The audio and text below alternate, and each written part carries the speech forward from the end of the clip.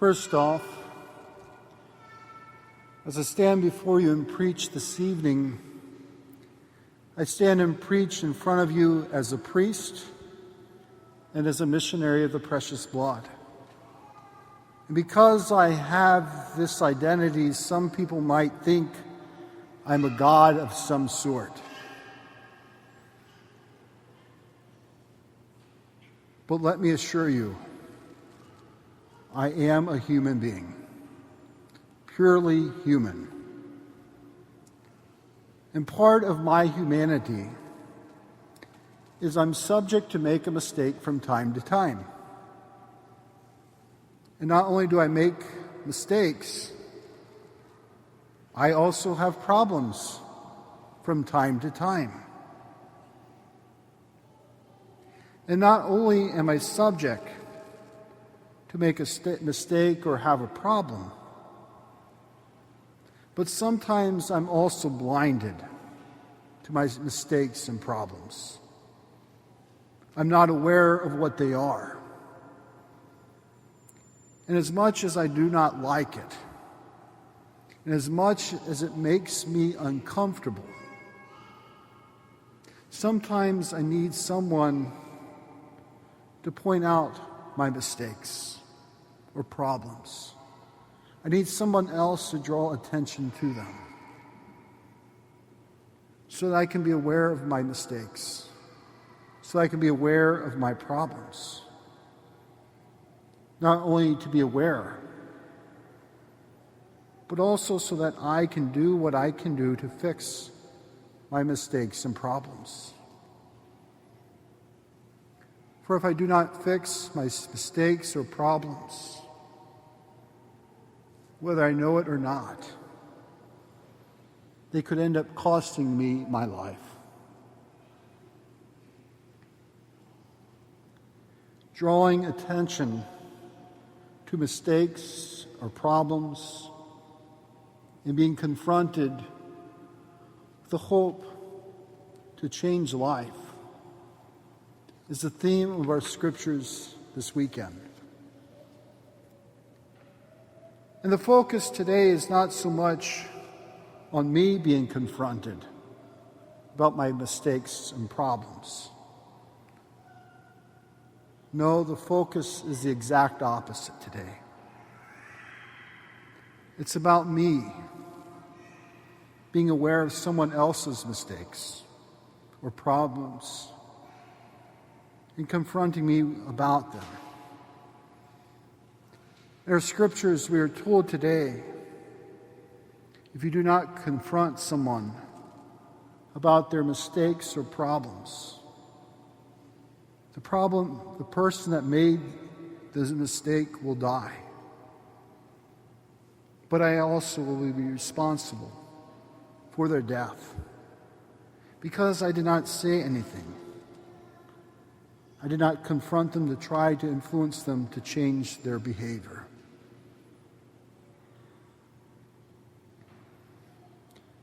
Drawing attention to another's mistakes or problems and trying to get them to change their behavior at times can be fun, particularly when the mistake or problem is over things that are not so serious, that could use correction. Small things that would just seem to help the person overall. Things that are really not life and death situations.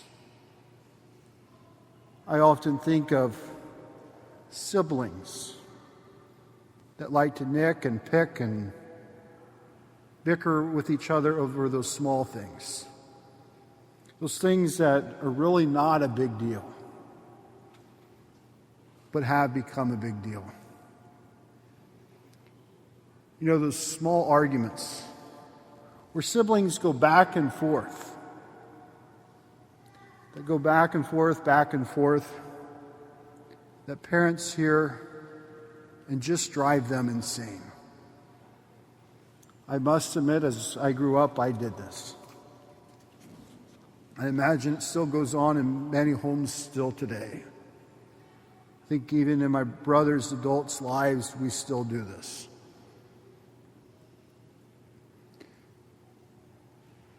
Drawing attention to another's mistakes and problems, or confronting them with the hope that they will change, can also be difficult. Not so much when it's small and petty things, but more so when it's about bigger and more serious issues.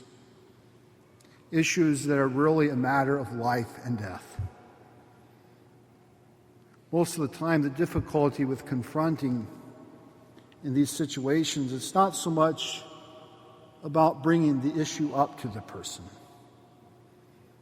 I mean, let's face it, sometimes the mistake or the problem is the elephant in the room that no one is talking about.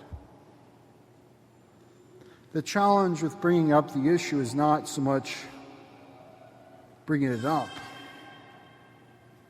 but how he or she is going to respond when I confront them about the situation. Are they going to get mad? Are they going to deny that there's a problem? Are they? I'm sure we can list all different possible scenarios on how they may react. And as difficult as what confronting can be, sometimes it's necessary from time to time. In our scriptures today, Jesus gives a tip on how to confront a person. Jesus recommends, first go to speak to the individual about the problem. If that doesn't work, bring one or two witnesses. And if that does not work, bring the church. And still, this might not work. Then he says, treat them as you would a Gentile or a tax collector.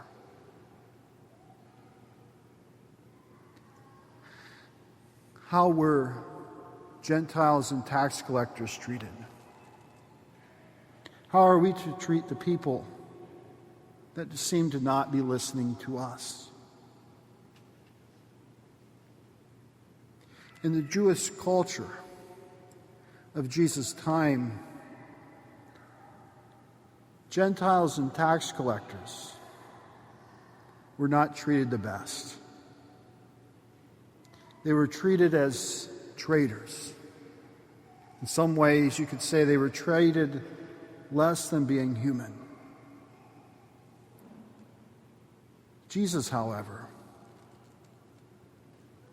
treated tax collectors and Gentiles differently. Jesus treated tax collectors and Gentiles as though they were human beings. He treated them with love and respect. We read in the gospel that he ate and drank with them. He gave them a place of welcome. And it's often on account of how Jesus treated them. This led to the Gentiles and tax collectors having a change of heart or conversion. You may recall a time in the scriptures where he was questioned for spending time with tax collectors. We also hear of their conversion. The tax collector tells Jesus, "Behold, half my possessions I shall give to the poor. And if I have extorted anything from anybody, I shall pay it back 10 times over." Perhaps the same holds true with us in our confronting of other people, people with mistakes and problems. Oftentimes we may question what good it is to confront them, when they will not listen to me. Or times of confronting it seems not to work. But perhaps it's not so much in what we say that leads to the change of heart, the change of behavior, but it's in how we treat them. It's how we love and care for them that leads to the change.